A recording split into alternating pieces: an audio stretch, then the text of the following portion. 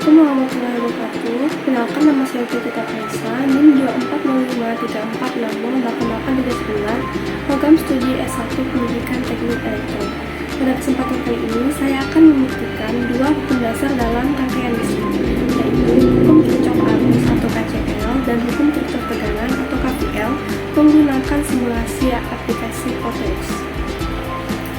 Hukum Kirchhoff arus menyatakan bahwa jumlah arus yang masuk ke sebuah simpul harus sama dengan jumlah arus yang keluar dari simpul tersebut. Ini berarti tidak ada arus yang hilang ataupun bertambah. Untuk membuktikannya, kita menggunakan rangkaian yang terdiri dari 3 sumber tegangan dan 3 resistor. Dalam simulasi yang telah kita buat ini, kita mengamati sebuah simpul di tengah rangkaian. Dari hasil simulasi, dapat kita lihat bahwa arus yang masuk ke simpul berarti dari dua jalur, yaitu I1 dan I3, dengan nilai masing-masing 13,4 mA dan 3,25 mA, yang jika ditotal hasilnya 16,65 mA. Lalu, arus yang keluar dari simpul ini yaitu I2 sebesar 16,6 mA.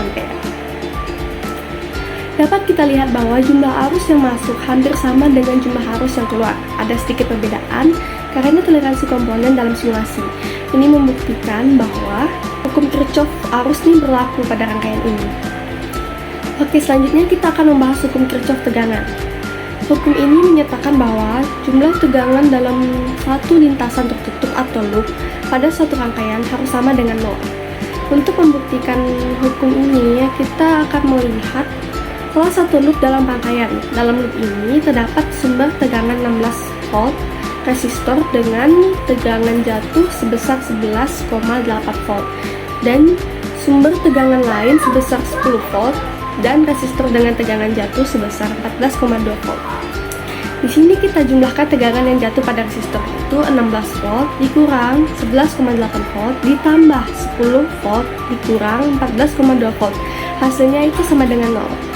Ini membuktikan bahwa hukum Kirchhoff tegangan atau KVL berlaku. Dari simulasi, kita dapat menyimpulkan bahwa hukum Kirchhoff arus terbukti benar karena jumlah arus yang masuk ke suatu simpul sama dengan jumlah arus yang keluar. Sementara, hukum Kirchhoff tegangan juga terbukti karena jumlah tegangan dalam satu loop tertutup itu 0, yang menunjukkan bahwa energi listrik yang diberikan oleh sumber tegangan sepenuhnya digunakan oleh elemen dalam rangkaian.